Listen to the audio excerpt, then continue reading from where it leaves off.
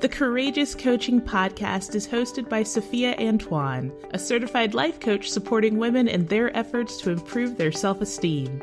Today we're talking about life, relationships, and everything in between. Take it away, Sophia.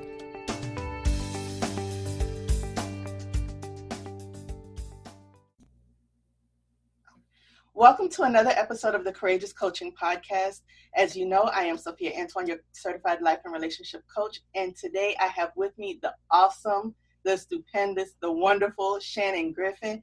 She is an amazing woman in her own right. But without me telling you so much about her, because I could never express it as well as she could, I'm going to let Shannon introduce herself. So Shannon, welcome to the podcast and tell us about yourself.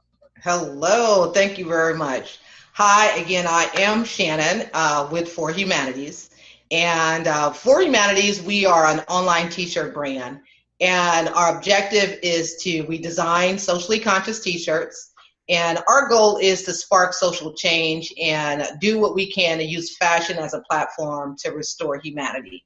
So that is who I am. And I am definitely appreciating Sophia for having me here today, of course, on Easter Sunday.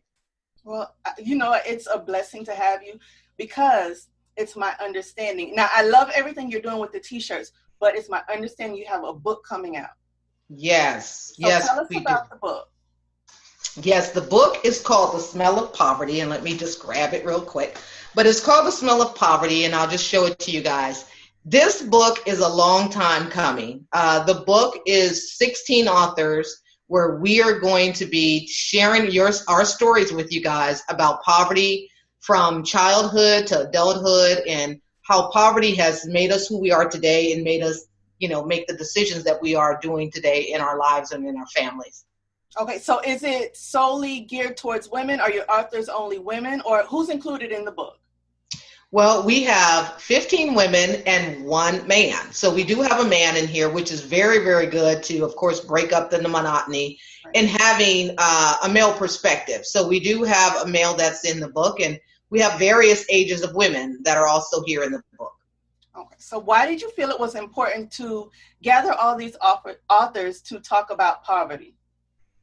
Well, the concept is that I have my own poverty and I've experienced poverty, but in order to take a story and use it to be able to help various people, you have to have various experiences. Right. Now, I can't say that I've experienced everything on my own. So with the fact of knowing you have 16 authors, one of those stories are going to resonate with you.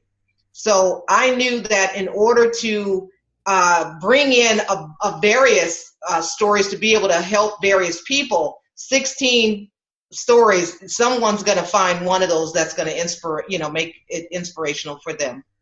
Okay, so would you say that poverty is different for everyone? Yes. Yes. Okay, how so? I would say that poverty is so different because first your perspective is different. At what age you experienced it, what was actually resonating in your family cycle, what was going on? Was there one parent? Was there 2 parents? Oh, yes. Were they on public assistance or were they just on a low wage job? Mm. Did they live in a house or did they live in an apartment? Okay. Were there siblings or were there just you? So you can see it different. So there's very different facets that go with it and very different variables that are entailed with your poverty and how you looked at it. Okay. Some people might find poverty that they only can go on vacation once, close by. Some people may not go on vacation at all. Right.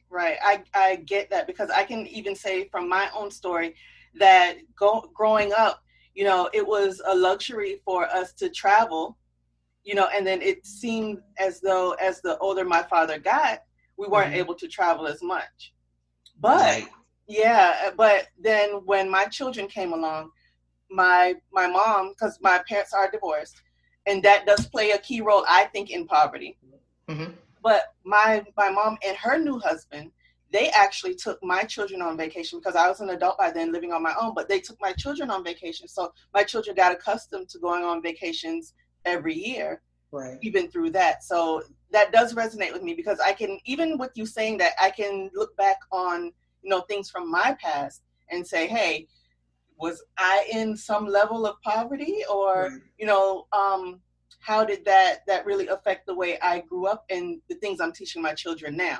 Right. So I know you're a parent and also a grandparent. How does this affect your children or your grandchildren? Did you see the things you spoke about in the book come to fruition in their lives, or did you kind of see a way that you kept the cycle going and then essentially stopped the cycle in your grandchildren's lives? How does that play out in your life? Yeah, I would say, and again, thank you for the question. Definitely, I would see that the things that I shared about, in the book, and, the other people who shared in the book, it did resonate differently for my children. It wasn't as prevalent because as an adult, I also, of course, was in poverty. My children experienced poverty, but they didn't realize that they were in poverty. So we did a really good job on hiding it from them. And that's some of the things that a lot of people are doing so they didn't know, such as yourself. And I'm not saying you were, but you have to go back when you get a little older and resonate back and say, were we in poverty? Did our parents do a good job hiding it from us? Right. In the sense of always providing, but it wasn't the same as someone else's, but it was there. Right. The food wasn't the same, but we had food compared to not having no food. So I would say with my children is that they experienced poverty that I knew they experienced, but they didn't realize that they were getting, and they experienced. Okay. And so I would say that. I'm sorry. Oh, that's okay. Definitely. I can see that because we always want to shield our children from knowing that or from experiencing it. But do you think we do our children a disservice when we hide that from them? Well, I wouldn't necessarily use the disservice part because no one wants to just go and dump a load of crap on anybody. Right. But I would say that we're not opening their views or their knowledge to things, because they do need to know that things are, as I say, money don't grow on trees. They do need to know that things are not just at their disposal. But I don't feel that they need to know. They don't need to know that you want to say, I don't have no money. I can't do that. We can't afford that. Okay. That is what I call an embedded poverty code that the next book for next year will be. It will be called the Embedded Poverty Code. We're embedding a poverty code with a poverty language with our children when we do that. Okay. So I do think that they need to understand that this is what we have and this is what we can do. But I don't feel that we should teach them the language of we don't have, we can't afford, we can't do that in the sense of telling them all your business as adult to adult. Okay. And that makes perfect sense, because I think it would be more beneficial to teach them to be good stewards as opposed to telling them we don't have it. So, right. So, and then that gives them kind of, not that they're judgmental, but that kind of gives them a way to look at the parent as if, oh, she wasn't a good steward of what was given to her or what she earned. Okay. So how does education play into this? Do you feel that the more education that you have, the better earning potential you have? Is that, because we hear that so much on television and we hear that, coming up in school, but is that really the case? Or with the women that you've worked with, do you find that is the case? Well, again, I definitely feel education is key. Okay. And as I shared in the book, for me, education was my key. It was the key that opened up doors for me. It opened up doors to just learning different things, but it also opened up the door to different environments that I was around and different people who I was around. So as you know, opportunity is there. It's like, who are you happen to bump into to get that opportunity? So if you are in circles that are doing certain things that are interest that's going to open up the gateways for you, then you will get those opportunities. Because as they say, it's, it's not what you know, it's who you know. I agree with that on both sides, because you can know lots of people, but if you can't bring the information or bring the experience or knowledge to the table, then you can't participate because you don't know how to participate. You can still be there, and you can be there on the who you know, but you can't be there on the what you know. So you're still at a disadvantage. So I do feel that education is a key, and that's what it did for me. It made it so that I could be invited to the party because I had the credentials. So I was able to come to the party. Now it was up to me to seal the deal.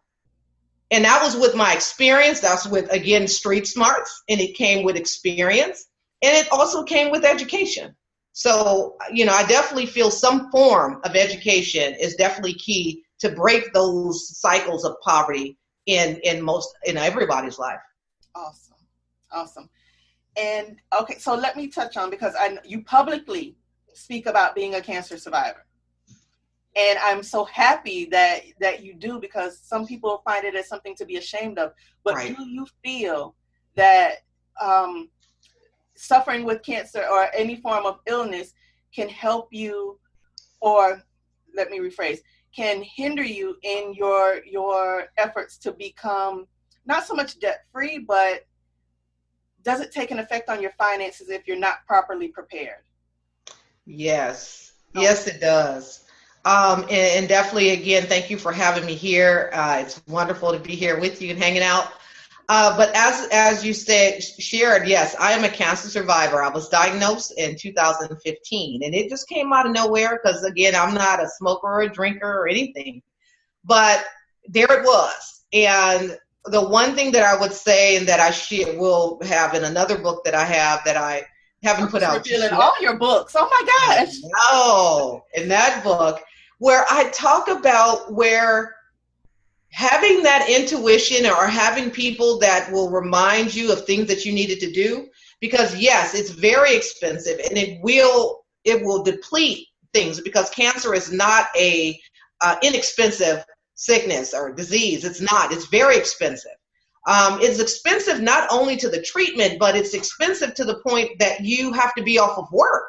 Oh. And if you don't have any saved up vacation time or sick time or some family leave, then, where are you going to get your money to be able to take care of your basic needs that you have? So I do think that it's very important, and it could be one of those things that will deplete your finances if you don't have certain things in place, such as insurances. And it's fortunate that I knew before I got cancer. And that's, again, a whole nother backstory that God had spoke to me about and let me know. So I already kind of knew. Okay. And it was just a point of waiting to whenever it popped up and having the wherewithal to get insurances that will cover you if you were diagnosed with cancer. Oh, wow. Okay. And to get that insurance, and knowing that I had got the insurance one particular year, it's expensive. Right. And then one year I didn't get the insurance. I said, nah, forget that. I don't need that insurance. I'm not getting it this year. I'm good. And then coming around the next following year, had mammograms all year on, nothing. No family history. And then the next following year, coming to the open enrollment and saying, should I get that insurance? And having the wherewithal to say, yep. And my coordinator who said, yeah, get it. And I said, okay, I guess I just won't eat for this whole year. I just won't eat. Oh, wow. But I said, I'm getting that insurance because that's what God told me to do, and gave me that wherewithal, and someone telling me, yeah, just get it. So I got it. And come that end of that year, November, there's cancer. Wow. That's amazing. Yeah. So that saved your butt. Yes. Literally. It sure did. Mm-hmm. Oh my gosh, that's awesome. And I don't think I've heard that part of the story before. So that's amazing to me, just to hear the story come full circle. Right. So your authors, I know that you're close and you talk often. How do you feel about them? How do you treat, when they gave you their stories to care for and put into this book, how did you treat it? I was very, very sacred of it. And I was even to the point sacred of it to myself. Right. And so when they were sending me the stories, they were saying, well, what do you think? Is it